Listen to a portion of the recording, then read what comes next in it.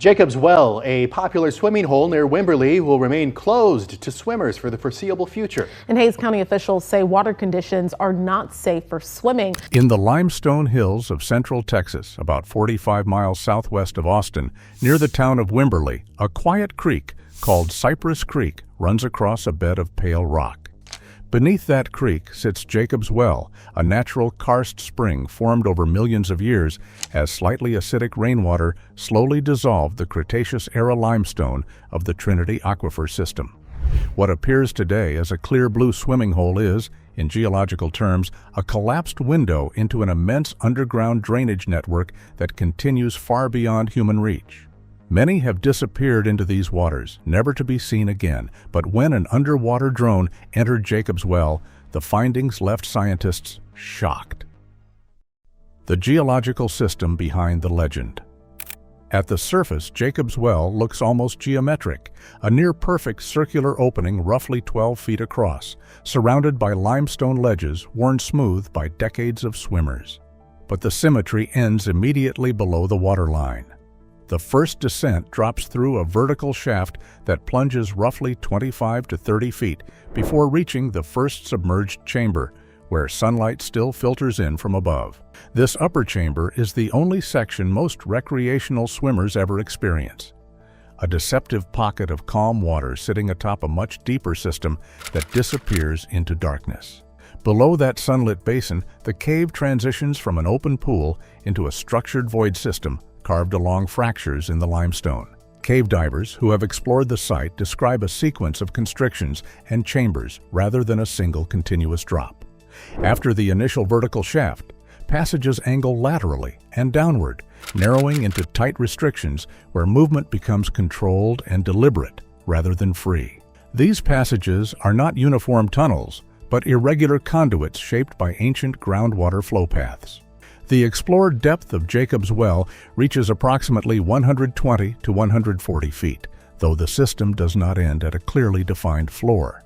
Instead, the known terminus represents the limits of safe exploration rather than the geological boundary of the cave itself.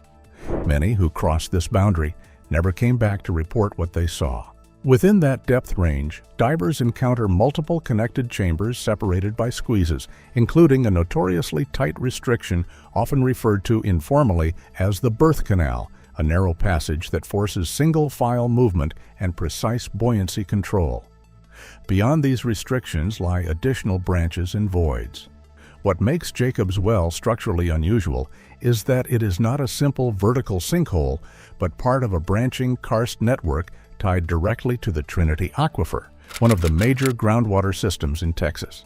The aquifer itself extends beneath large portions of central Texas, stored in fractured limestone and dolomite layers that act like a subterranean sponge. Water flows through these fractures along unpredictable paths, forming interconnected conduits that can widen into chambers or pinch down into impassable seams. Jacob's Well is essentially one of the surface outlets of this hidden system, where pressure forces groundwater upward through a vertical conduit until it reaches the surface creek bed. Despite its tranquil appearance on the surface, Jacob's Well is structurally a high-energy geological system shaped by time, pressure, and dissolution. It is neither static nor fully mapped. Each surveyed passage represents a snapshot of a dynamic aquifer environment that continues to shift on a geological scale.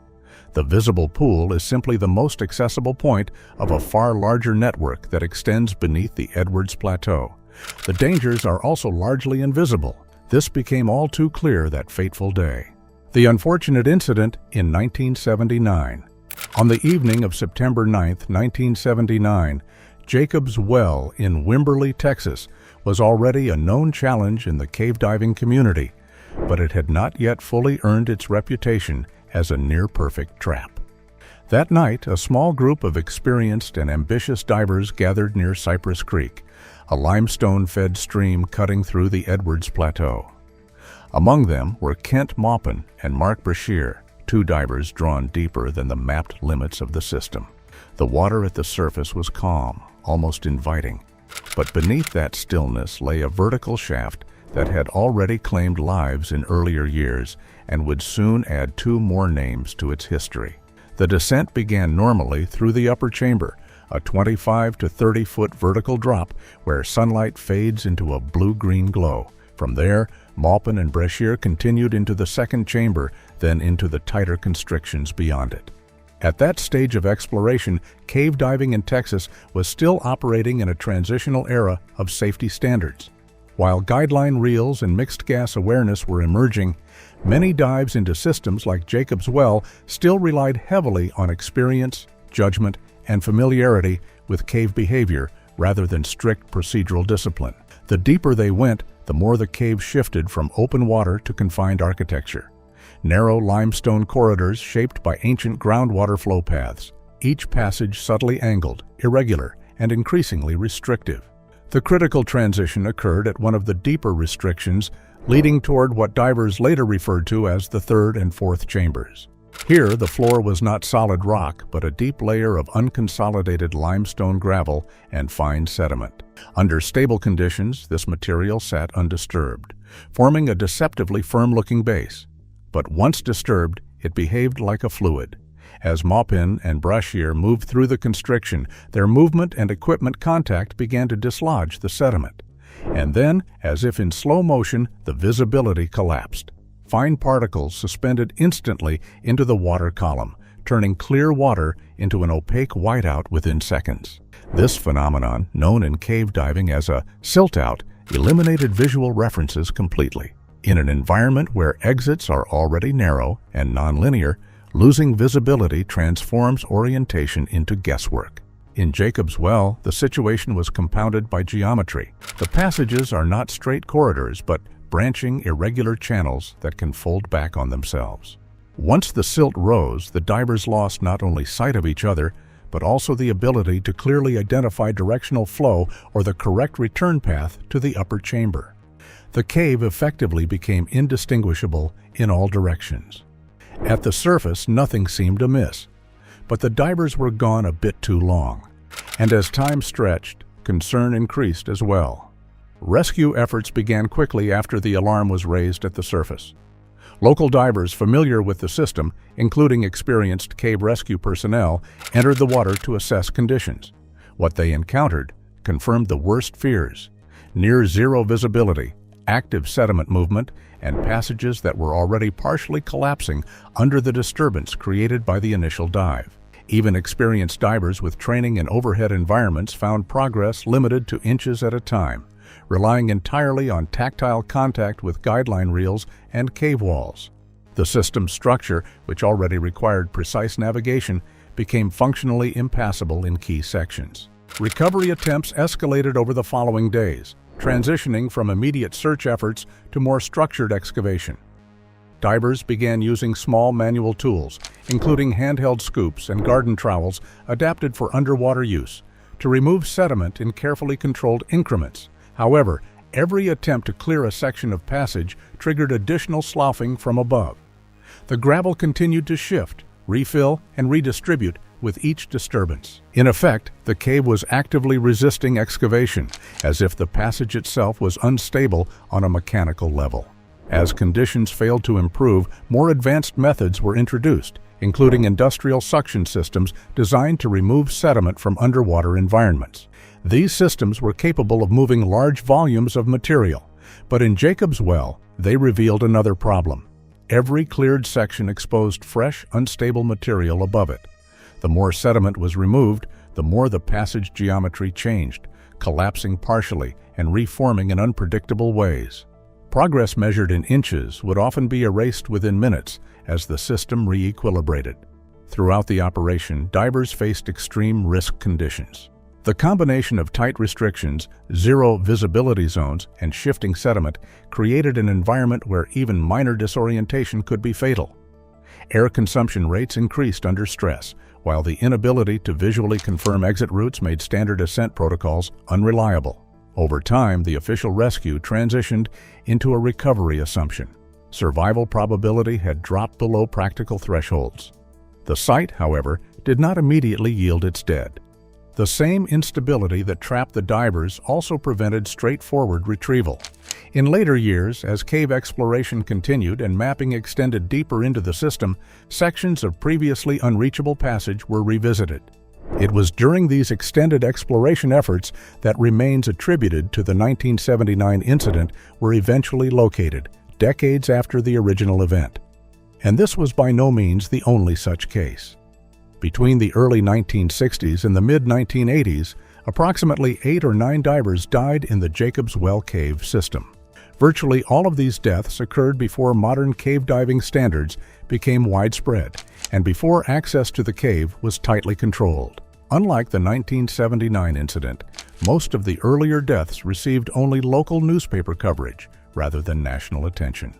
Newspapers in the San Marcos Record, Austin American-Statesman, San Antonio Express, and smaller hill country publications periodically reported search operations, recovery attempts, and warnings from law enforcement and diving experts. Several early victims entered the system believing they could simply follow the cave and return the same way. Instead, they encountered the two hazards that would become synonymous with Jacob's Well: tight restrictions and complete siltouts. Once visibility disappeared, divers often became disoriented in passages where turning around was difficult, especially while wearing large steel cylinders common during the 1960s and 1970s. Investigators generally concluded that victims either exhausted their breathing gas while searching for the exit or became physically trapped in restrictions. One of the factors repeatedly emphasized in newspaper reports was that Jacob's Well looked deceptively benign from the surface. Unlike offshore wreck dives or deep ocean descents, the entrance sat in a clear spring popular with families and swimmers. Rescue officials frequently noted that the calm appearance encouraged overconfidence, particularly among divers who had significant open water experience but little or no formal cave diving training. Each fatality triggered search operations that often involved volunteer cave divers from across Texas. Recoveries were rarely straightforward. Visibility frequently collapsed after the initial incident, meaning rescue teams entered under even worse conditions than the original victims faced. For instance, during the 1979 operation conducted for the recovery effort for Mulpin and Brashear, Don Dibble, an experienced Navy-trained diver and rescue specialist from San Antonio, himself became trapped by collapsing gravel inside one of the restrictions and survived only after receiving emergency air from fellow diver Calvin Turner. His subsequent medical emergency, involving a ruptured stomach caused by swallowed compressed air expanding during ascent, became one of the most unusual diving injuries documented in the medical literature. The repeated fatalities gradually changed attitudes within the cave diving community. By the late 1970s and early 1980s, organizations devoted to cave diving education were emphasizing continuous guidelines, redundant air supplies, specialized training, and strict penetration limits. Jacob's Well became one of the examples instructors used when explaining why open water certification alone was insufficient for overhead environments. Authorities also began taking stronger measures at the site itself. Access to the deeper cave passages became increasingly restricted, and physical barriers were installed to discourage unauthorized penetration. Local officials, park managers, and experienced cave divers repeatedly warned that the restrictions were not intended to preserve mystery, but to prevent additional deaths. Nevertheless, reports persisted that some divers bypassed barriers or attempted unauthorized exploration. But what was inside the water? For decades, no one could answer the question. Well, at least not beyond a certain point. But then, technology changed everything when an underwater drone entered Jacob's Well. Jacob's Well looks deceptively simple at the surface, just a round, still pool of turquoise water in the middle of a shallow stream bed. But beneath that surface lies a submerged cave system tied to the Trinity Aquifer, a groundwater network stretching across much of central Texas.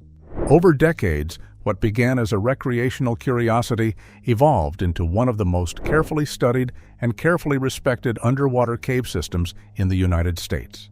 Systematic exploration began in earnest through cave diving teams. Using guideline reels, depth gauges, and later digital mapping tools, divers gradually extended known passage lengths into the thousands of feet from the main vertical shaft. These weren't straight corridors, but branching limestone conduits shaped by ancient water flow, each extension revealing that Jacob's Well is not a single drop into a chamber, but an entry point into a multi-directional network. In several documented surveys, explorers have traced passage combinations exceeding several thousand feet in total map distance, with side tunnels continuing beyond safe penetration limits. Unlike open-water diving, exploration in Jacob's Well depends entirely on controlled navigation systems. Divers lay thin guideline reels along the cave floor, physically anchoring their route back to the entrance. In later stages of exploration, sonar mapping and digital imaging tools began supplementing human navigation, allowing partial visualization of void spaces beyond immediate visibility. However, the environment itself limits what can be directly observed. The cave does not behave like a stable tunnel system. It is more like a fractured, sediment-filled aquifer conduit that changes character depending on flow conditions and disturbance. At points where human access becomes too dangerous or physically impossible, remotely operated vehicles, or ROVs, have been deployed in limited exploratory roles. These compact underwater drones, fitted with cameras and lights, are capable of entering restricted sections where cave divers cannot safely pass. In theory, they offer a way to extend observation beyond human limits. In practice, their use in Jacob's Well has been constrained by the same structural challenges that affect divers: narrow squeezes, unstable sediment beds, and sudden visibility collapse. The idea of a drone freely exploring the cave is misleading. Every movement still depends on extremely careful control through confined, irregular geometry. The first 25 to 30 feet form a vertical shaft that opens into a sunlit chamber where visibility can extend dramatically under natural light. Beyond that point, the environment shifts sharply. Narrow restrictions funnel movement into tight limestone passages where buoyancy control becomes critical. One of the most infamous constrictions is informally called the birth canal, a narrow passage requiring precise alignment to pass through safely. Beyond it lie additional chambers and connecting tunnels, many of which are partially mapped but not fully traversable under current safety protocols. One of the most persistent hazards in the system is the sediment itself. The cave floor is covered in fine limestone silt that has accumulated over centuries. Under stable conditions, it remains settled and harmless. But even a minor disturbance, be it fin movement, equipment contact, or sudden water displacement, can lift it into suspension. When this happens, visibility can drop to near zero within seconds, creating what cave divers call a silt-out. In such conditions, spatial awareness depends entirely on touch and guideline contact. As exploration progressed, mapping results began to reshape the scientific understanding of Jacob's Well. Instead of a simple downward shaft ending in a chamber, surveys revealed a branching structure, multiple conduits extending laterally and vertically from the main entrance point. These passages reflect the natural behavior of karst systems, where groundwater dissolves limestone along fractures, gradually expanding them into interconnected voids. In some areas, the system behaves like a sponge of water-filled channels rather than a single tunnel. Flow direction can also vary with aquifer pressure, meaning parts of the cave can subtly shift between inflow and outflow conditions depending on regional hydrology. This complexity is why even advanced exploration remains cautious and incremental. But there is another concern tied to the system: when Jacob's Well stopped flowing. Jacob's Well in Wimberley, Hays County, Texas, is more than a popular swimming hole. It is one of the most important natural indicators of the Trinity Aquifer's health. Formed in Cretaceous limestone more than 100 million years ago, the spring feeds Cypress Creek through groundwater pressure, moving through a vast network of underground fractures. When that pressure falls below the spring outlet, Jacob's Well stops flowing altogether. The first widely recognized signs of trouble appeared in the early 2000s as Central Texas entered increasingly severe drought cycles. Jacob's Well is classified as a disappearing stream spring, meaning its discharge depends directly on groundwater pressure rather than surface runoff. Around 2000, hydrologists and local observers recorded reduced and intermittent flow, signaling that aquifer levels were falling. Although the spring eventually recovered, it marked the beginning of a pattern that would become increasingly common. By 2008, Prolonged drought across the Texas Hill Country had significantly reduced recharge to the Trinity Aquifer, while groundwater demand continued rising. Municipal, agricultural, and residential wells across Hays, Comal, and neighboring counties were drawing from the same groundwater system that feeds Jacob's Well.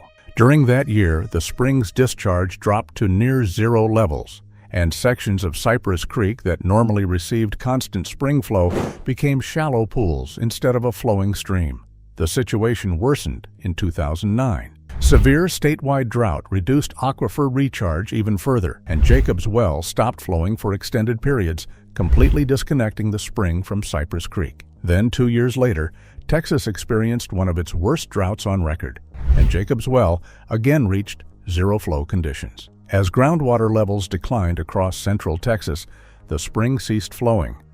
By 2013, repeated low-flow events suggested the problem extended beyond isolated drought years. Population growth throughout the Austin metropolitan area and the Hill Country increased groundwater withdrawals, adding long-term pressure to an already stressed aquifer.